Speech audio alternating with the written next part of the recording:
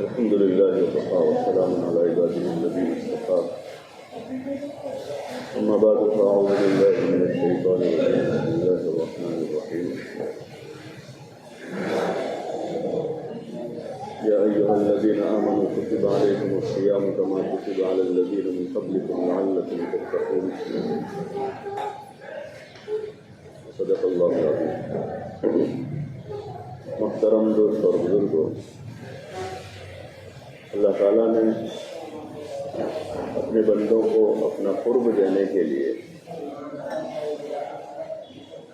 مختلف قسم کی عبادتیں عطا فرمائی، اور تمام عبادتوں کا مقصود وہی ہے، بندہ اپنے اللہ سے قریب۔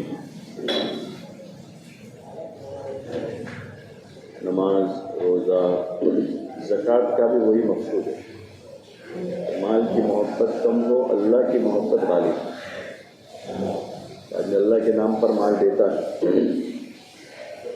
فطرتاً مال کی محبت ہر ایک کے دل میں ہوتی ہے، چاہے چھوٹا بچہ ہو یا بوڑھا ہو۔ جب اللہ کے نام پر آدمی اس کو خرچ کرے گا تو اس کی محبت کم ہو کر اللہ کی محبت میں زیادتی کا وہ ذریعہ بنتا ہے۔ نماز آدمی مختلف مشغلوں میں سے نکل کر آتا ہے تو اللہ کے تعلق میں اضافے کا ذریعہ ہوتا ہے۔ ایسے روزہ بھی جو ہے کہ آدمی اللہ کے لیے بھوکا رہتا ہے، پیاسا رہتا ہے، اپنی چاہتوں کو دبا دیتا ہے، اللہ کے قرب کا ذریعہ ہے، اللہ کے لیے روزہ رکھا ہے۔ حدیث پاک میں آتا ہے، خود اللہ جل جلالہ و امن والوں فرماتے ہیں کہ روزے کا بدلہ میں خود ہوں، اور عبادتوں میں کوئی نہ کوئی وعدہ کیا ہے کہ جنت ملے گی، جنت میں نعمتیں ملے گی۔ روزے کے بعد میں اللہ تعالیٰ کا ارشاد ہے کہ روزے کا بدلہ میں خود، اللہ ملتا ہے روزے کے بدلے۔ اور رمضان کے جو روزے ہیں وہ فرض کر دیے گئے ہیں، تمام عاقل بالغ مرد و عورتوں پر۔ جیسے نماز فرض ہے ایسے روزہ فرض ہے، اللہ یہ کہ ایسا عذر ہے آدمی کا، ایسی بیماری ہے کہ جس بیماری میں آدمی کو اندیشہ ہے، اس کے مسائل، وہ ہر آدمی کی انفرادی چیز ہے، کسی اچھے جاننے والے سے آدمی اس کو معلوم کرے مسائل۔ باقی یہ ہے کہ مطلقاً روزہ فرض ہے اور اللہ کے قرب کا ذریعہ ہے، اور ہر عبادت کا کوئی خاصہ ہوتا ہے۔ روزے کا خاصہ تقویٰ ہے، لعلکم تتقون، کہ روزے کے ذریعے سے تقویٰ حاصل ہوتا ہے، اور تقویٰ ہر ایک کے لیے ضروری ہے، ہر ایک کے لیے ضروری ہے، اس لیے کہ جنت متقیوں کے لیے بنائی ہے، وعدت للمتقین، اور قرآن متقیوں کے لیے ہدایت ہے، ہدی للمتقین، ذالک الکتاب لا ریب فیہ ہدی للمتقین۔ اور جہاں انعام کے طور پر جنت ہے، بدلہ ہے، تو جنت بھی متقیوں کے لیے، پرہیزگاروں کے لیے، اللہ سے ڈرنے والوں کے لیے، گناہوں سے بچنے والوں کے لیے۔ تو اتنے درجے کا تقویٰ کہ جو آدمی کو محرمات سے، گناہوں سے بچا دے، غلط دیکھنے سے، غلط بولنے سے، غلط کرنے سے، غلط جگہ جانے سے، غلط کھانے سے۔ اتنے درجے کا تقویٰ تو سب کے لیے ضروری ہے، جو ہر حال میں غیبت کرنے سے، چغلی کرنے سے، آنکھوں سے غلط دیکھنے سے، حرام کاروبار کرنے سے، حرام لقمہ کھانے سے آدمی کو بچاوے، کیونکہ یہ ہر ایک پر فرض ہے، ہر عاقل بالغ پر۔ جہاں 5 وقت کی فرض نماز، روزہ سب پر فرض ہیں، ہر عاقل بالغ پر، ایسے یہ ان چیزوں سے بچنا وہ ہر ایک کے ذمہ ضروری ہے، حکم دو قسم کے، ایک کرنے کے اوامر ہیں اور ایک بچنے کے ہیں جس کو نواہی کہتے ہیں۔ تو یہ کرنے کے حکم ہر عاقل بالغ پر جو ہیں، ایسے یہ نہ کرنے کی چیزیں بھی ہر ایک پر، مخصوص لوگوں پر نہیں ہیں، ہر ایک کے ذمے ہیں کہ وہ ان گناہوں سے اپنے آپ کو بچائے، اور اس سے بچنے کی جو طاقت ہے اسی کو تقویٰ کہتے ہیں۔ تقویٰ کوئی ایسی الگ سے چیز نہیں کہ آدمی لمبا کرتا پہنے اور بہت بڑی داڑھی ہو تو متقی بن سکتا ہے۔ انڈونیشیا میں تو داڑھی نہیں ہوتی لوگوں کی، ان کے بال ہی نہیں ہوتے زیادہ، تو ان کا متقی جو ہے وہ داڑھی بغیر کا ہی ہوتا ہے، وہ داڑھی ہوتی ہی نہیں، 2-4 بال ہوتے ہیں کہیں کسی کے۔ وہ مسئلہ الگ ہے داڑھی کا کہ رکھنا ہے، کتنا رکھنا واجب ہے، کتنا ضروری ہو، لیکن یہ عام حالات میں ہر ایک کے ذمے ہے۔ آدمی گناہ سے بچا رہے، تقوی کے لیے کوئی مخصوص حلیہ نہیں ہے کہ اس حلیے میں آدمی متقی ہوگا، بلکہ وہ ہر ایک کے ذمے ہے۔ جیسے آدمی جوان ہو گیا، مکلف ہو گیا، ابھی اس کی داڑھی کا ایک بال بھی نہیں آیا ہے، لیکن یہ مکلف ہو گیا کہ اب اس کے ذمے اتنا تقوی حاصل کر لے کہ یہ گناہوں سے بچا رہے۔ وہیں سے جوانی گناہ کرنے کے لیے نہیں ہے۔ اس وقت عام تصور یہ ہے کہ جوانی ہے کرو، ماں باپ بھی جب جوان چھوکرا ہے کیا کرنے دو، جوان بچیاں ہیں، ابھی نہیں کریں گے تو کب، کیسے کہتے دو کہ ابھی نہیں کریں گے تو کب کریں گے؟ جو چیز اللہ نے منع کر دی وہ ابھی بھی نہیں، کبھی بھی نہیں، نہ جوانی میں نہ بڑھاپے میں۔ تو روزوں کے ذریعے سے وہ طاقت اندر پیدا ہوتی ہے، اتنا تقویٰ پیدا ہو جائے کہ جوان آدمی بھی گناہوں سے بچ جائے، نافرمانی سے۔ اور نافرمانیوں کی یہ قسمیں ہیں، زنا شراب بھی نافرمانی ہے، فرض نماز چھوڑنا بھی نافرمانی ہے، بلکہ علماء نے لکھا کہ زمین پر شرک کے بعد سب سے بڑا گناہ فرض نماز چھوڑنے کا، زنا سے بھی بڑا گناہ فرض نماز کو ترک کرنا، جس پر حضور صلی اللہ علیہ وسلم نے سخت وعید بتائی ہے، من ترک الصلاۃ متعمدا فقد کفر، کہ آدمی کو کفر سے ملا دینے والی چیز ہے فرض نماز کا ترک کرنا۔ پھر دیگر جتنے اور ہیں، معاشرتی سطح پر زنا ہے، شراب ہے، کاروبار میں اور لین دین میں، معاملات میں سود ہیں، جھوٹ ہیں، دھوکہ ہے، غبن ہے، یہ سارے کبائر بڑے گناہ ہیں، اس کا وبال ہوتا ہے دنیا میں بھی۔ ہر کبیرہ گناہ کی کوئی مصیبت ہے دنیا میں اس کے ساتھ، لیکن چونکہ اللہ کی پکڑ فوری طور پر نہیں ہوتی اس لیے سمجھ میں نہیں آتی،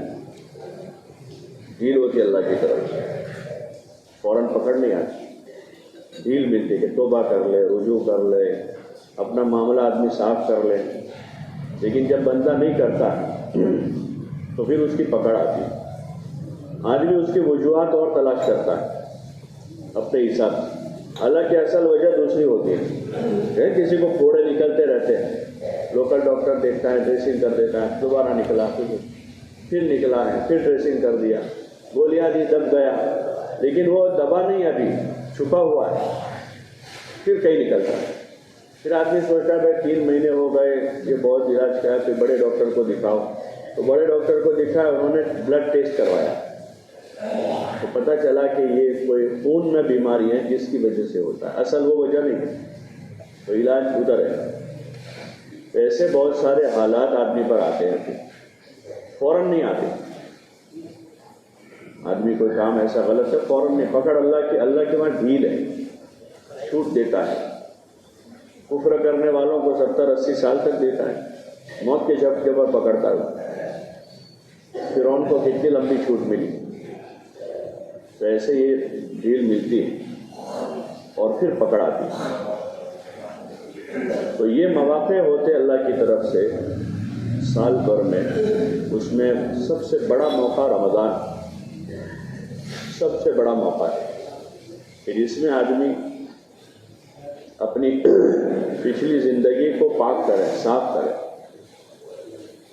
اور جس چیز کی جو توبہ ہے اس حساب سے توبہ کرے۔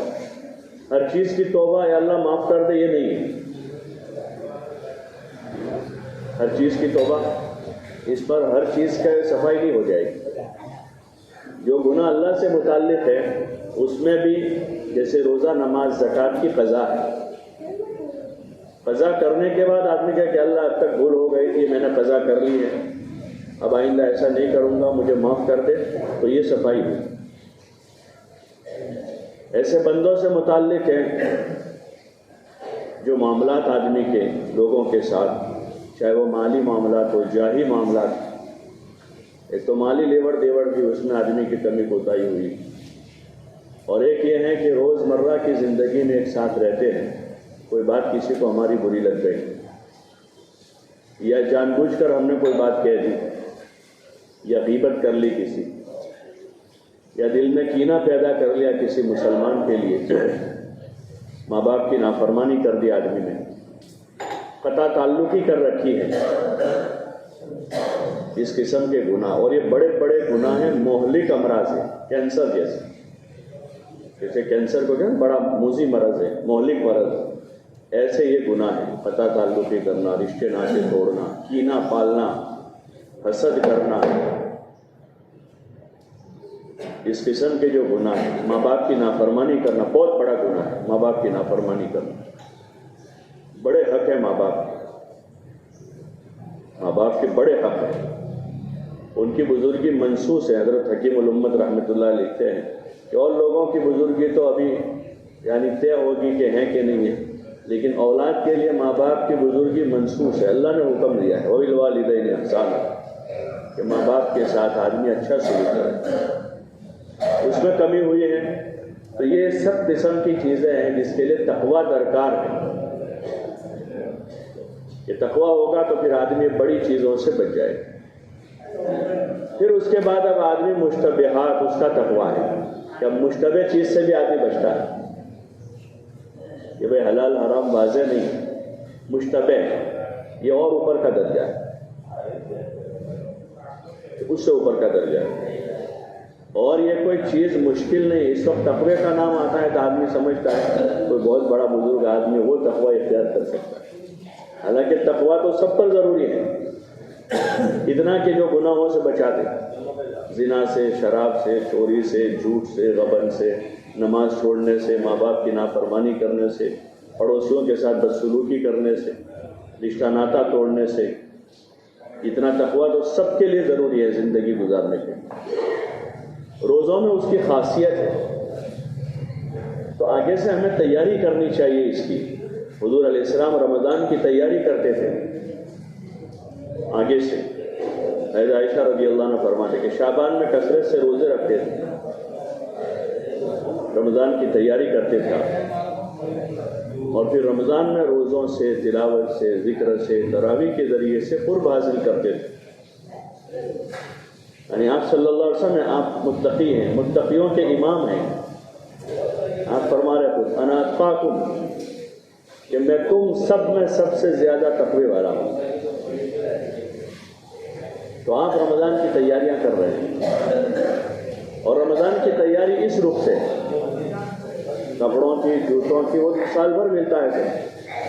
پہلے وہ تھا ایک زمانے میں کہ لوگ رمضان میں ہی چپل سلواتے تھے عید کے لیے، اور عید میں ہی کپڑے سلواتے تھے، سال بھر کوئی نہیں سلواتا تھا، عید میں سلاتے تھے، وہ بھی یہی عید میں، اور یہی کپڑے رکھتے تھے، بقرعید میں پھر پہنتے تھے اس میں۔ اب سال بھر یہ ضرورتیں مہیا ہو رہی ہیں، اللہ نے فراوانی کر دی، تو عقل مندی کا تقاضا یہ ہے کہ آدمی رمضان کو اعمال کے لیے فارغ کرے، اور ضروریات میں الجھنے سے بچ جائے، گھریلو ضروریات جو ہیں اس کو بھی آگے سے اس کا انتظام کر لیں، تاکہ رمضان کے مہینے میں بہت زیادہ دوڑ بھاگ نہ کرنی پڑے۔ روزے بھی ہوتے ہیں، اور روزوں کے ساتھ پھر ہمارا زیادہ سے زیادہ وقت جو ہے وہ اپنی اصلاح میں، اپنے اعمال میں، اپنی زندگی بنانے میں، اپنے اندر تقوی پیدا کرنے میں، ان کاموں میں ہمارا رمضان گزرے تاکہ اس کا صلہ اور بدلہ ہمیں اچھا ملے. کیونکہ کام اچھا ہوگا تو اس کو اجرت ملتی ہے، کاروبار اچھا ہوگا تو نفع اچھا ہوگا. کاروبار ہی نہیں ہوا، کچھ ٹرن اوور ہی نہیں ہے، ٹرن اوور ہی نہیں تو نفع کہاں سے ہوگا؟ تو اس لیے ابھی سے تیاری کرنی چاہیے. ابھی یہ 15 ہو گئے، دیکھتے دیکھتے پہلا روزہ آ جائے گا. ابھی سے تیاری کرنی چاہیے، اور وہ جتنے سورسز ہیں جہاں سے ہماری زندگی خراب ہو رہی ہے اس کو بند کرنا چاہیے. جو زندگی میں حرج پیدا کر، ہمارا وقت اس میں پورا ہو جاتا ہے، یا جہاں سے گناہوں کی آوک ہو رہی ہے، ایسے دروازے بند کرنے چاہیے. مسجد کی طرف توجہ بڑھانی چاہیے، اعمال کی طرف، نماز کی طرف، اور تعلیم میں جمنا چاہیے تاکہ فضائل سنیں تو رغبت پیدا ہو. فضیلتیں سن سن کے شوق پیدا ہوتا ہے، روزہ رکھنے کا، تراویح پڑھنے کا، قرآن پڑھنے کا، اعتکاف کرنے کا. اعتکاف سے قریب 15 رمضان کے بعد مسجد اور جماعت ملاقاتیں کرتی ہے کہ بھائی کون اعتکاف میں بیٹھے گا، لوگوں کو ترغیب دیتے. تو حضور علیہ السلام نے ہر سال اعتکاف کیا، بہت بڑی سنت ہے. تو اس کے لیے مسجد اور جماعت کو ملاقاتیں کرنی پڑتی، جو فضیلت کی چیز ہے کہ اپنے آپ ہونا چاہیے. بعض ملکوں میں جہاں یعنی دین بعد میں گیا سمجھے، انگلینڈ وغیرہ میں، وہاں اعتکاف کے لیے مسجد کمیٹی کو درخواست دینی پڑتی. مسجد کا ان کے یہاں انتظام سے وہ لوگ چلتے ہیں، تو ان کے یہاں کوٹا ہال میں مسجد میں 50 آدمی بیٹھیں گے، اعتکاف 60 آدمی بیٹھیں گے. تو رمضان سے پہلے رمضان میں وہ جن کو بیٹھنا ہے وہ درخواست دیتے ہیں مسجد کمیٹی کہ میں اعتکاف میں بیٹھنا چاہتا ہوں. اب ان کے پاس 50 60 70 درخواستیں جمع ہوئی ہیں، وہ ان میں سے 50 کو بیٹھ تو 50 آدمیوں میں آپ 50 بیٹھنا، باقی کو معذرت کرتے کہ آپ آئندہ سال بیٹھیں. کہ ان کے سامنے فضیلت ہے اس میں، تو اس کو وصول کر رہے ہیں کہ بہت بڑے اجر کی چیز ہے وہ. تو اس لیے گزارش ہے کہ ابھی سے اس کی تیاری کریں، اور تیاری اس وقت ہوگی جب فضائل رمضان سنیں گے. رمضان کی فضیلتیں ہیں، اعتکاف کی فضیلت ہیں، تلاوت کی فضیلت ہے، ذکر کی فضیلت ہے. رمضان میں لوگوں کو خیر کی طرف لانے میں کہ ایک آدمی ہماری محنت سے روزہ رکھے گا، ایک آدمی ہماری محنت سے نماز پڑھے گا، ایک آدمی ہماری محنت سے سمجھ بوجھ کر زکوٰۃ ادا کرے گا، تو یہ فرائض زندہ ہوں. تو ماہ مبارک میں دین کی دعوت اور محنت کی کیا اہمیت بڑھ جاتی ہے. تو اس طرف توجہ ہوگی کہ اس کے فضائل سنیں گے، فضائل سنیں بھی، پڑھے بھی، اپنے گھر والوں کو بھی بتاویں تاکہ اندر شوق و رغبت پیدا ہو، اور زندگی جو ہے صحیح رخ پر ان مبارک اعمال کے ساتھ گزرے. اس کی ہمیں توفیق ہو جائے. یہ توفیق بھی اللہ سے مانگنی پڑتی ہے، ورنہ عموماً یہ ہوتا ہے کہ ایسے مبارک ایام میں جو ہے آدمی غیر ضروری فکروں میں لگ جاتا ہے. جس کو جس لائن کا جذبہ ہوتا ہے، شیطان اس کو اس لائن کی غیر ضروری چیزوں میں لگا دیتا ہے جو کسی کام کی نہیں ہے یا کم درجے کی ہے. جو نیک لوگ ہوں گے ان کو اوپر کے درجے کی نیکی سے نیچے کی درجے پر لے آئے، اور جو عام لوگ ہیں جن کے پاس علم کی کمی ہے تو ان کو جو ہے ایسے غیر ضروری موضوع میں الجھا دیں گے کہ وہ اسی میں الجھ کے رہ جائے، بلکہ صرف الجھ کے رہ جائے. عموماً دیکھتے ہیں کہ ایسے اوقات میں بعض مرتبہ آدمی لڑ پڑتا ہے، جھگڑے کر دیتا ہے بھائی بہنوں کے ساتھ، رشتہ داروں کے ساتھ، دوستوں کے ساتھ، اور وہ ایسا موضوع ہوتا ہے جس کی کوئی ضرورت ہی نہیں ہے. تو اس لیے چوکنا رہے اور اپنا رخ صحیح کرنے کے لیے ان اعمال کی طرف متوجہ. اس لیے کہ اعمال میں جب آدمی لگتا ہے تو اس اعمال کے نور کے ذریعے سے اس کی جو خاصیت ہے وہ حاصل ہوتی ہے. جیسے روزوں کی خاصیت تقویٰ ہے تو تقویٰ حاصل ہوگا. نماز کی خاصیت میں برکتیں ہیں زندگی میں، روزی میں، جان مال میں، تو برکتیں ملے گی. ایسے ہر عمل کا خاصہ ہے، تلاوت ذکر کا خاصہ ہے، اس کے ذریعے سے دل صاف ہوتا ہے، تلاوت سے ذکر سے دل صاف ہوتا ہے. تو اس لیے کوشش کرنی چاہیے کہ ان مبارک اعمال میں اپنے آپ کو مشغول کریں. اپنے گھروں میں بھی ابھی سے اس کی فضا بناویں.